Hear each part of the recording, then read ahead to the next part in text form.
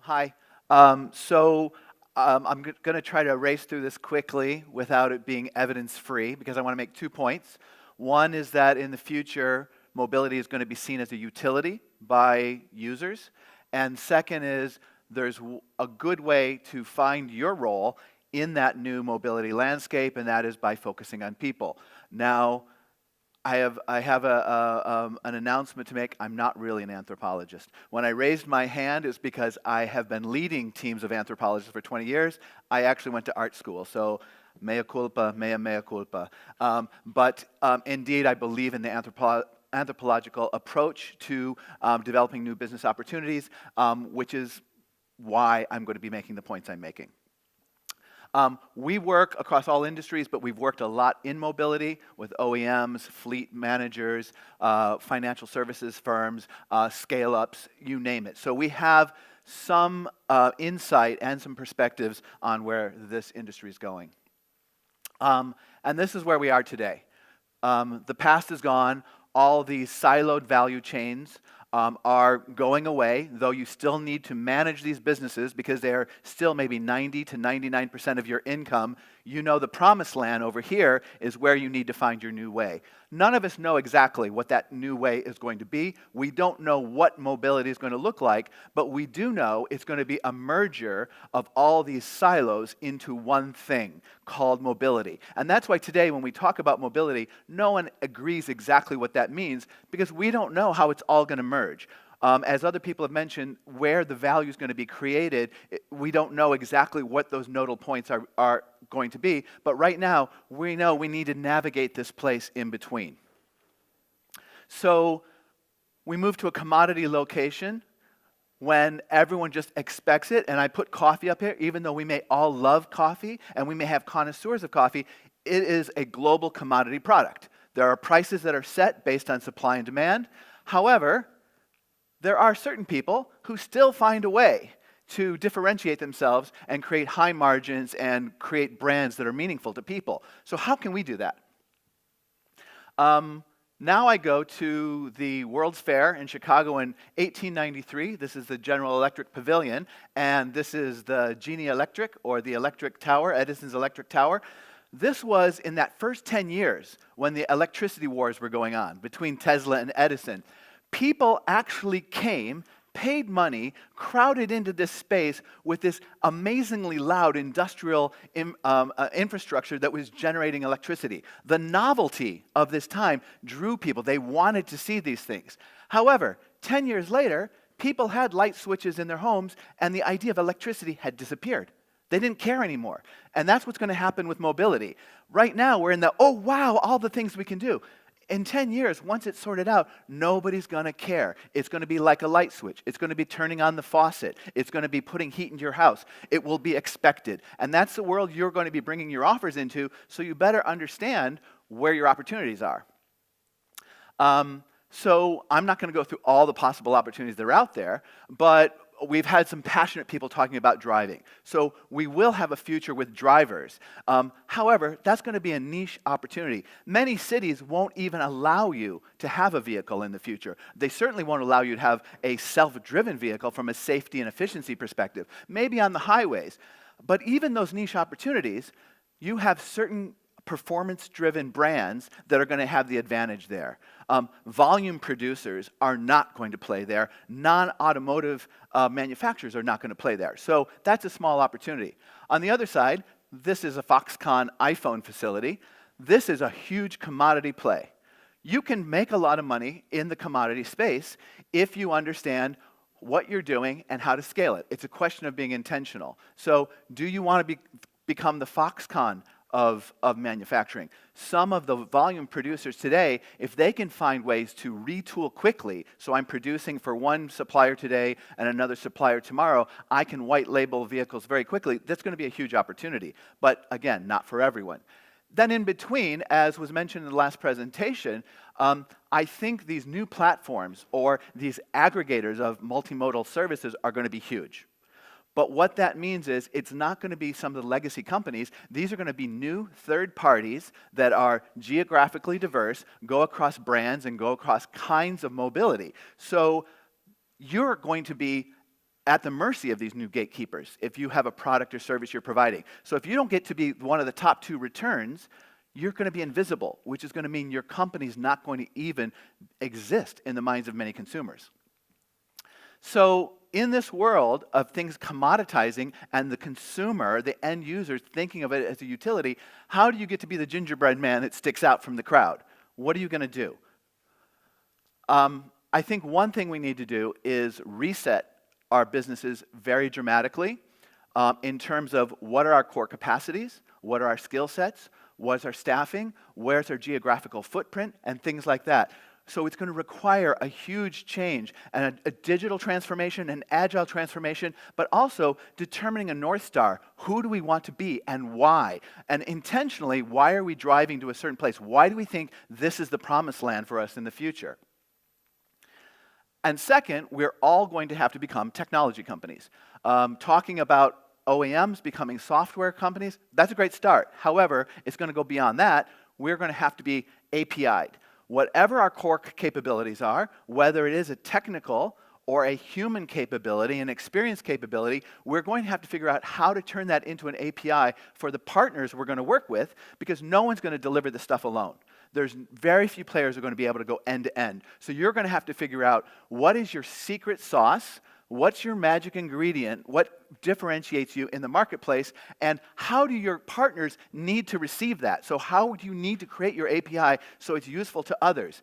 Because opportunities are going to come quick, you need to take advantage of those opportunities or they're going to go by you. The API will let you do that. Also, you need to determine which partners do you really want to go with. If you are not intentional about who your partners are, you're going to end with the bottom of the barrel partners, and that's where your brand's going to be. You want to raise your elevation to those partners that are going to raise your brand value. So again, these things are going to require us to make strategic bets of our time, our attention, our money. How are we going to decide where to go? Again, what's that North Star? I believe it's people. I believe it is starting with understanding people deeply, observing them, talking to them, co-creating with them, collaborating with them, listening to them, letting them sit at the table with you when you're developing what you're doing. So the world is changing really quickly. We all know that, and we've always felt that. But today, we're temporocentric. We think it's more now than ever before. So the world is changing really quickly, and not only are businesses having to adapt to it, but so are people. Business customers, consumer customers are also having to make sense of all this change all the time. But what's not changing is people themselves. So let's keep that straight. The world is changing, but people are not.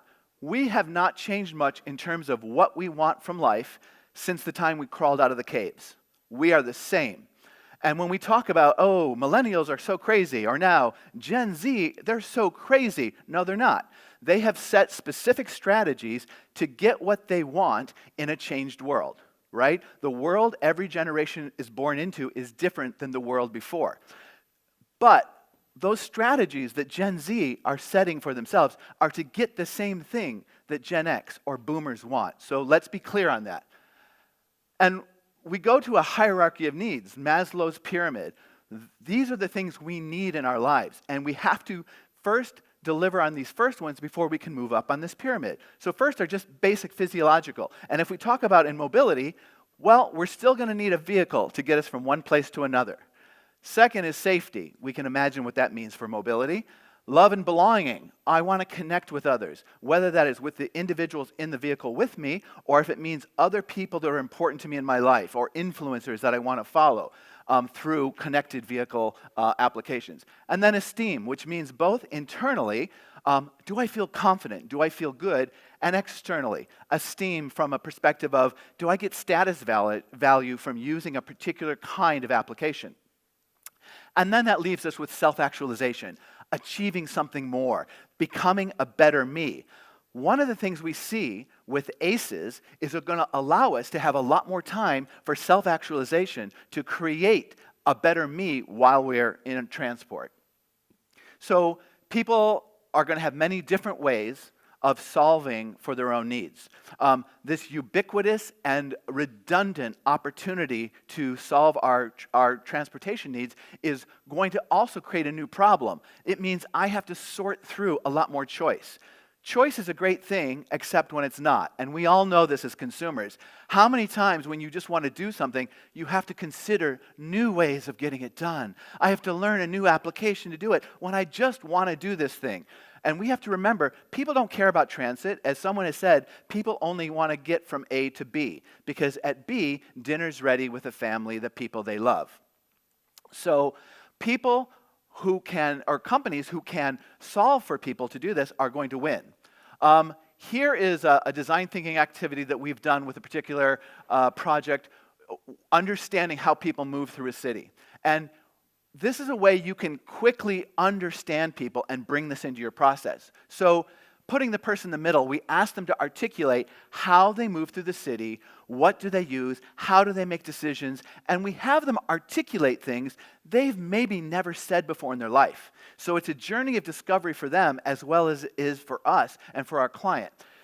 If you can understand the tools, the things, the decision points, how they conceptualize decisions, why I choose this versus that, you start to develop a lot of understanding. And from there, you can do this with multiple people, different segments, different parts of the city, different use cases, even different geographies, and you suddenly start to develop a lot of insights. So here, insights that you can use to inform the offers you want to create into the world. Why do you exist in the future? What is the offering going to be that is meaningful to people?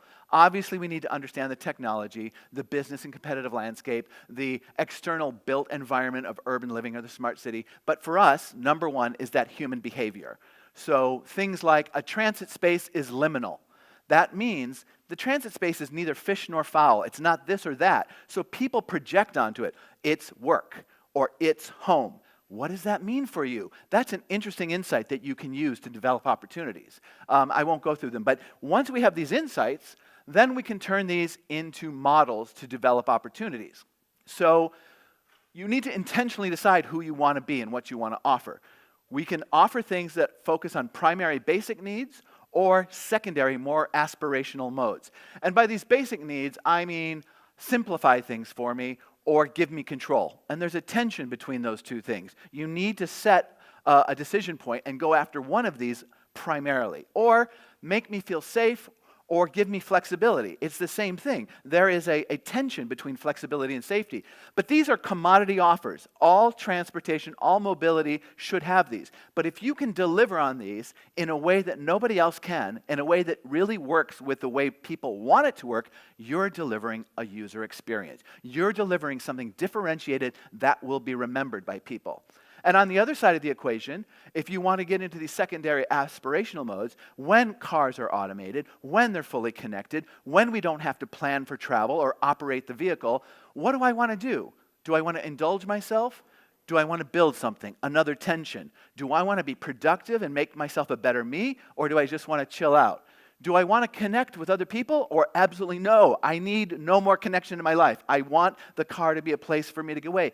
These are new ways that you can deliver experiences to people.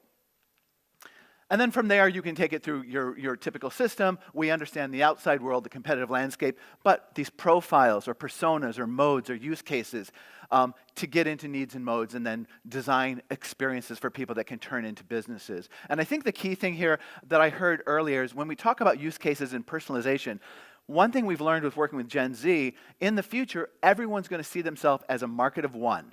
So that means use cases are going to be long tail. They're going to be highly specific. So you need to think about delivering things that are modular, that allow people to build what they want out of the experience rather than thinking you're going to manufacture the experience in total. And just to close, I just want to say that there's a huge opportunity. Don't be scared of a commodity future. It's just the way people are going to think about this industry, about getting from A to B. But if you are truly customer-centric and truly interact with them throughout your entire process, and you understand how people will experience mobility as a utility, then you can discover what people will want to do and how they will want to do it. When we combine a use case of what people want to do and understand how it needs to fit into their life, both functionally and emotionally, that is a customer experience. If you're not delivering that, you are not delivering a customer experience and you are not being customer-centric. So if you can create those desired experiences that really unlock the abilities that people want, and you can uniquely deliver those, and be honest with yourself, does your company really have the capacity to do these things? If you can do those things, you will definitely have a strong position in the future of mobility. Thanks.